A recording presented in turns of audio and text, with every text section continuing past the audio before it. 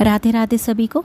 पितृपक्ष चल रहा है और पितृपक्ष में जिनके घर में भी पितरों को तर्पण दिया जाता है उनके घर में यह घर की देहरी पर, मुख्य दरवाजे की देहरी पर यह पूजन रोज़ होता है। पितरों के चरण बनाए जाते हैं दोनों तरफ और उनकी पूजा की जाती है।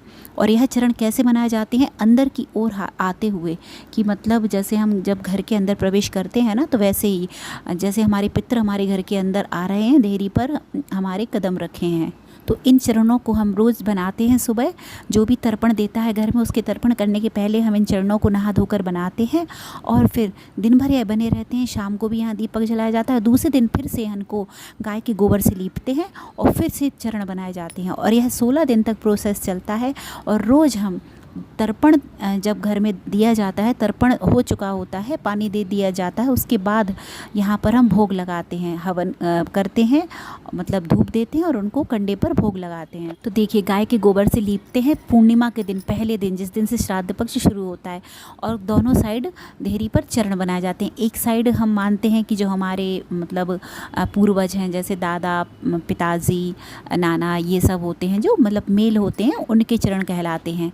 और बड़े हैं, थोड़े दिख रहे हैं दाहिने साइड। और बाहिने साइड हम जो हमारी दादी, नानी, जो जैसे हमारे जो भी होती हैं लेडीज़, फीमेल, जो हमारे पूर्वज होते हैं, समझिए, उनके चरण बनाए जाते हैं।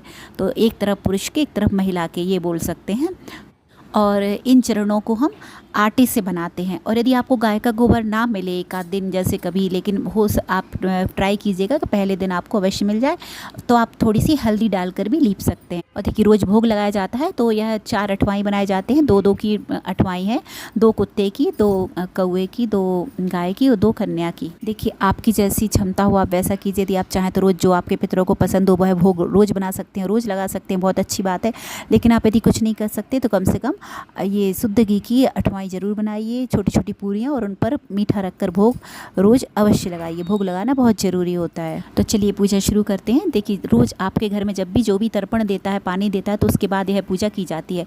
पहले आप भोग बनाकर रख दीजिए और जो भी तर्पण देगा उसके बाद, तर्पण देने के बाद यह पूजा होगी। तो यहाँ बैठकर आपको सबसे पहले गंगा जल मिला हुआ जल रखना है। थोड़ा सा पितरों को दोनों साइड, दोनों चरणों पर जल अर्पित करना है और उनको चंदन, पुष्प और काले तिल और थोड़े से चावल और जौ, यह अर्पित करने हैं।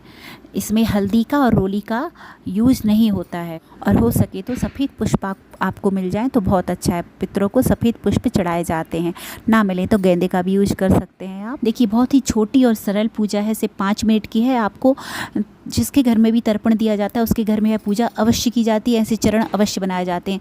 पूर्णिमा को अंदर की ओर आते हुए बनाए जाते हैं और फिर पितृमोक्ष अमावस्या को 16वें दिन आप इनकी विदाई करते हैं। तो यह चरण बाहर की ओर जाते हुए बनाए जाते हैं। उस दिन पूरा भोग बनाया जाता है और इनको अर्पित किया जाता है। उसका वीडियो मैं आगे अपलोड करूँगी। यदि मैं इसी में बना देती तो मिक्सअप हो जाता, कुछ समझ में नहीं आता और वीडियो बहुत बड़ा हो जाता। तो देखिए, हमने चरणों को जल अर्पित कर दिया, पुष्प अर्पित कर दिए, तिल, जौ और चावल और पुष्प और चंदन अर्पित कर दिया। इसके बाद हम दीपक जला लेंगे अपना। तो दीपक आप पहले भी जला सकते हैं, शुद्ध घी का दीपक रखेंगे। यह जला लिया। देखिए, इस पूजा को पितरों को भोग देना कहते हैं, क्योंकि हमारे पितर जो है वह अग्नि के द्वारा ही भोग ग्रहण करते हैं। देवता हुए या पितर हुए, उनका मुख अग्नि को कहा जाता है। तो अग्नि, ये हमें धूप देना बहुत ज़रूरी होता है, इसी से वह भोग ग्रहण करते हैं। तो देखिए, अग्नि की पूजा करने के बाद सबसे पहले हमें शुद्ध देसी गाय के घी से 3 आहुतियाँ अग्निदेव को देनी होंगी। तो 3 बार हम आचमनी से शुद्ध घी डालेंगे और हम क्या बोलेंगे?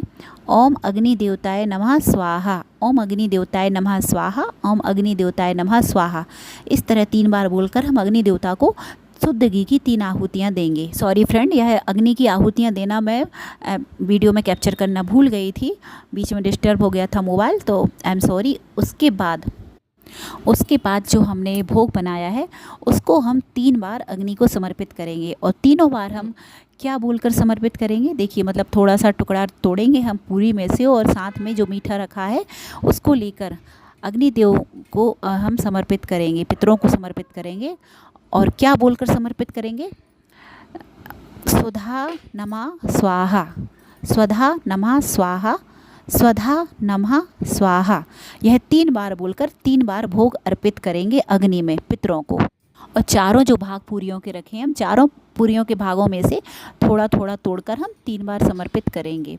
फिर भोग अर्पित करने के बाद हम 3 बार जल घुमाएंगे अग्नि के ऊपर से। बस ये हमारा पितरों को धूप देना हो गया, भोग लगाना हो गया। अब इसके बाद हम आरती करेंगे, धूप दिखाएंगे और हम आशीर्वाद मांगेंगे उनसे कि हे हमारे पूर्वज, हमारे पितर, आप सभी तृप्त हों और मैंने आप सभी को जो ये भोग अर्पित किया है आप इसको ग्रहण करें और हमसे और हमारे परिवार से जो भी गलतियां हुई हों हमें क्षमा कीजिए और अपना आशीर्वाद हम सभी पर बनाए रखिए।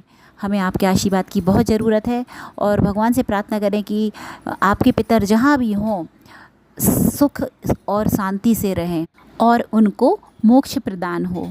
देखिए जो हमने पूरियों के यह भाग बनाए हैं ना 4, तो इनमें 2 पूरी का 1 भाग है, मतलब टोटल यह 8 पूरियाँ हैं। इसके बाद इन पूरियों को आप 2 पूरियों को घर में यदि कन्या है तो उनको उसको दे दीजिए और पैर पड़िए उनके, या किसी बाहर की कन्या को दे सकते हैं।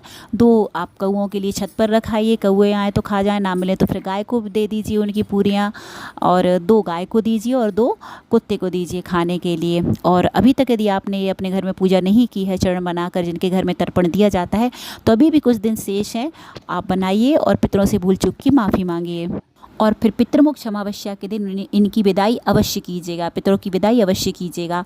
उल्टे चरण बनाए जाएंगे, मतलब बाहर की ओर जाते हुए चरण बनाए जाएंगे।